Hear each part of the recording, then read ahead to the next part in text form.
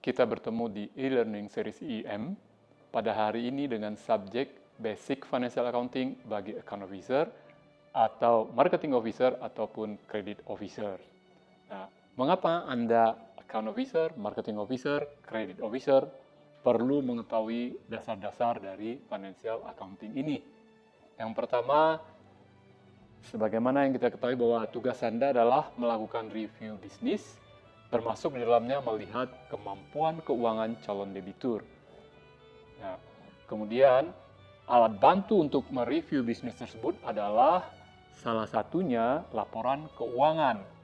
Nah, untuk itu perlu kita mengetahui dasar-dasar financial accounting untuk bisa membaca, kemudian analisa, interpretasi laporan keuangan tersebut sebagai cerminan dari kinerja perusahaan di masa yang lalu, sekarang maupun di masa yang akan datang. Mari kita lihat topik apa saja yang akan kita diskusikan dalam materi kita kali ini. Terdapat 8 topik bahasan. Yang pertama itu adalah Introduction to Accounting dan Financial Statement. Yang kedua adalah transaksi-transaksi accounting atau accounting transaction. Jadi kita akan melihat apa itu artinya debit dan apa itu artinya kredit, terus apa itu persamaan dasar akuntansi pada topik yang kedua ini. Kemudian yang ketiga kita akan melihat balance sheet atau neraca dan income statement. Yang keempat kita akan mendiskusikan bagaimana perusahaan mencatatkan inventory dan bagaimana biaya inventory tersebut dibukukan atau kita sebut juga sebagai cost of goods sold. Kemudian yang juga penting, yang kelima adalah fixed asset dan depresiasi dari fixed asset tersebut. Jadi nanti waktu perusahaan akan meminta kredit investasi dari bank, maka kita butuh untuk mengetahui bagaimana fixed asset ini dan bagaimana depresiasi fixed asset ini akan menghasilkan pendapatan bagi perusahaan. Dan yang keenam adalah konsep dari accrual atau accrual concept. Ini adalah basic prinsip dari akuntansi, pencatatan akuntansi. Selanjutnya yang ketujuh adalah statement of cash flow. Jadi kita akan diskusikan bagaimana kita melihat arus kas masuk dan arus kas keluar di perusahaan tersebut.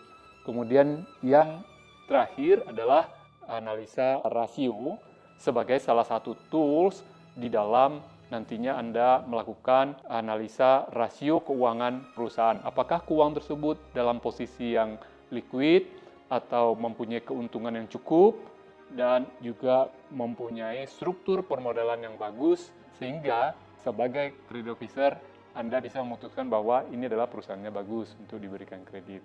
Baik, kita mulai masuk ke session 1, Introduction to Accounting dan Financial Statement. Pertama, kita akan melihat definisi dari proses accounting. Terdapat 4 hal pokok dalam proses akuntansi. Yang pertama, mencatat transaksi akuntansi atau transaksi-transaksi yang berhubungan dengan keuangan. Yang kedua, kita mengklasifikasikan transaksi tersebut apakah dia itu sebagai pendapatan ataupun sebagai biaya maupun kemudian apakah dia digolongkan sebagai aset, kemudian transaksi dari kewajiban, dan juga transaksi dari permodalan. Kemudian yang ketiga, baru kita buatkan summary dan reportnya. Nah, ini merupakan hasil dari catatan dan klasifikasi dari accounting, laporan accounting tersebut, sehingga kita bisa mendapatkan nantinya laporan keuangan, neraca, income statement, dan juga laporan cash flow. Nah, selanjutnya kita akan menginterpretasikan laporan-laporan akuntansi tersebut. Tujuan dari akuntansi adalah menyajikan informasi ekonomi suatu bisnis entity kepada pihak-pihak yang berkepentingan. Nah, bisnis entity ini adalah badan usaha, perusahaan, ataupun organisasi yang mempunyai kekayaan sendiri yang perlu dicatat tersendiri pula. Sehingga kita perlu untuk menyajikan informasi dari entity ini kepada pihak-pihak yang nantinya berkepentingan terhadap laporan keuangan perusahaan tersebut. Persamaan dasar dari akuntansi atau accounting equation. Dari neraca, kita tahu bahwa aset di sebelah kiri jumlahnya harus sama dengan hutang dan modal di sebelah kanan. Misalnya, kalau kita punya aset 100 jumlahnya, kemudian katakanlah hutang tersebut sebesar 60 dan modal sebesar 40, maka selanjutnya kita akan melihat terminologi dari apa itu debit dan apa itu kredit, serta hubungannya dengan laporan keuangan atau hubungannya dengan neraca. Oke. Sebenarnya, debit itu hanya menunjukkan arah. Debit berarti sisi sebelah kiri. Sementara itu, kredit adalah sisi yang sebelah kanan. Nah, kita tahu tadi bahwa aset ada di sebelah kiri. Berarti dia itu adalah di posisi debit. Sementara, liabilities dan equity atau hutang dan modal ada di sebelah kanan, maka dia itu adalah di posisi kredit. Debit ada di sisi kiri dan jumlahnya harus sama dengan kredit yang ada di sisi kanan.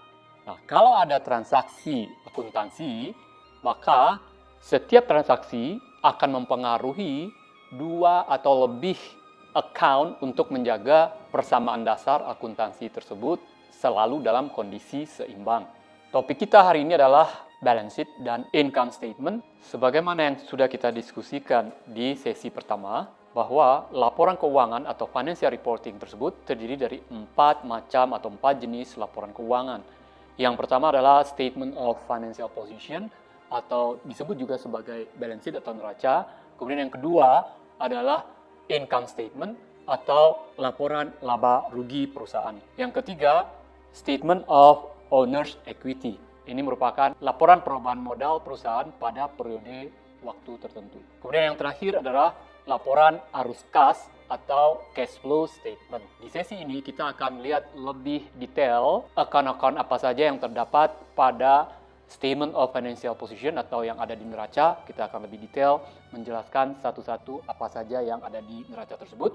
Kemudian juga pertama, mari kita lihat format dari neraca atau balance sheet.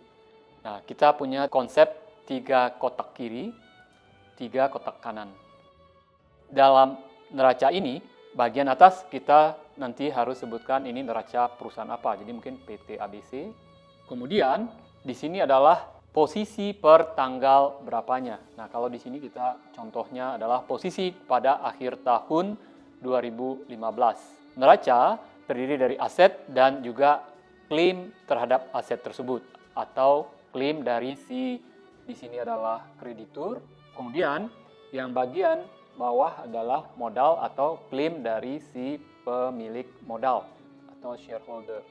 Nah, aset terdiri dari 3 bagian besar. Yang pertama adalah current asset, yang kedua fixed asset, dan yang ketiga other asset.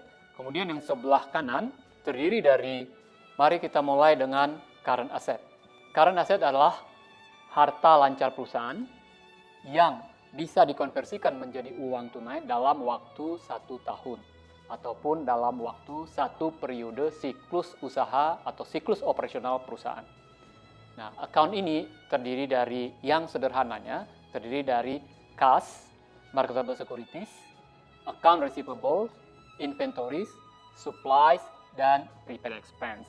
Oke. Kas adalah uang tunai yang dimiliki oleh perusahaan, bisa berupa petty cash atau uang tunai yang ada di kasir ataupun yang ada disimpan di perusahaan, di toko misalnya, atau bisa juga berupa dana yang terdapat di dalam rekening tabungan perusahaan ataupun rekening koran perusahaan maupun deposito yang ada di bank. Selanjutnya, marketable securities atau surat-surat berharga pasar saham atau pasar modal maupun surat-surat berharga dari pasar uang. Contohnya, kalau si perusahaan tersebut membeli investasi jangka pendek, jadi penekanannya di sini adalah investasi jangka pendek. Misalnya dia membeli untuk dijual kembali. Jadi saham yang dibeli dan siap diperdagangkan, maka kita kategorikan sebagai marketable securities. Atau kalau perusahaan membeli obligasi yang siap untuk diperjualbelikan, maka ini juga masuk di marketable securities. Ataupun kalau bukan bank, perusahaan misalnya membeli sertifikat Bank Indonesia, maka itu juga dikategorikan sebagai marketable securities.